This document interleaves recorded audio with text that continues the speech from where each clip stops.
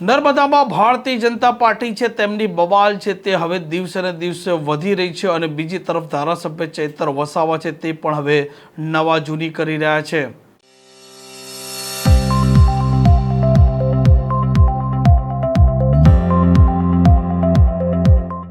નમસ્કાર, આપ જોઈ રહ્યા છો હોટલાઇન ન્યૂઝ અને હું છું આપની સાથે તોફિક ગાંચી। નર્મદામાં જે પ્રકારે ભારતીય જનતા પાર્ટીના જિલ્લા પ્રમુખ નીલ રાવ છે તેમના સામે મોરચો ખોલે છે સાંસદ મનસુખ વસાવા અને ત્યાર પછી નાંદોદના ધારાસભ્ય દર્શના દેશમુખ પણ તેમનું અપમાન થયું છે તે મામલે તે નીલ રાવ છે તેમના સામે આક્રોશ વ્યક્ત કરે છે। મામલો ગાંધીનગર સુધી પહોંચે છે અને પ્રદેશનું નેતૃત્વ છે તે આ મામલાને થાળે પાડવાનો સતત પ્રયાસ કરે છે અને બીજી તરફ ધારાસભ્ય ચૈતર વસાવા પણ હવે નર્મદામાં તેમની પકડ વધારે મજબૂત કરવા માટે અને આવનારી વિધાનસભાની ચૂંટણી જીતવા માટે અત્યારથી કામે લાગ્યા છે। સંગઠન છે તેમાં ફેરબદલ કરી રહ્યા છે અને તેમણે શું પ્રતિક્રિયા આપી છે તે પણ સાંભળો।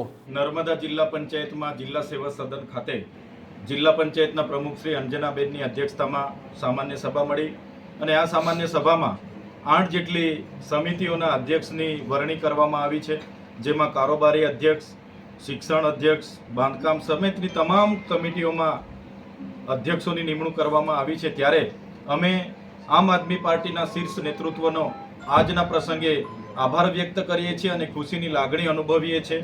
નર્મદા જિલ્લામાં અનેક પડકારો છે, જેમ કે આ વિસ્તાર નર્મદા જિલ્લાને અતિપછીત જિલ્લામાં ગણના થાય છે। એ જ પ્રકારે આ વિસ્તારમાં સિંચાઈની પાણીની સમસ્યાઓ છે, રોડ રસ્તાઓની સમસ્યાઓ છે, કનેક્ટિવિટીની સમસ્યાઓ છે, રોજગારીની સમસ્યાઓ છે, શાળાઓમાં શિક્ષકો નથી, આંગણવાડી કેન્દ્રના પૂરતા મકાનો નથી। ત્યારે અમે નર્મદા જિલ્લાની જનતાને ખાતરી આપીએ છીએ કે આજેથી જિલ્લા પંચાયતનું સુકાન અમારા હાથમાં આવ્યું છે।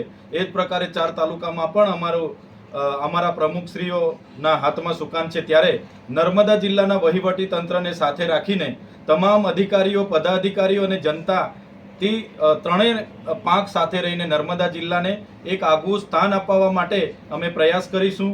શિક્ષણ હોય, કૃષિ હોય કે રોજગારની બાબત હોય, તમામ બાબતોમાં વધુને વધુ નર્મદા જિલ્લો આગળ વધે એ અમારા પ્રયાસ હશે અને છેવાડાના વ્યક્તિ સુધી પણ જે કંઈ યોજનાઓ આવે છે એ છેવાડાના વ્યક્તિ સુધી પણ પહોંચાડવાનું કામ અમે બધા સૌ સાથે મળીને કરીશું। આમ નર્મદામાં જે પ્રકારે ભારતીય જનતા પાર્ટીમાં આંતરિક વિવાદ અને વિખવાદનો જે મુદ્દો છે તેનો લાભ ચૈતર વસાવા અને આમ આદમી પાર્ટીના નેતાઓ લઈ રહ્યા છે।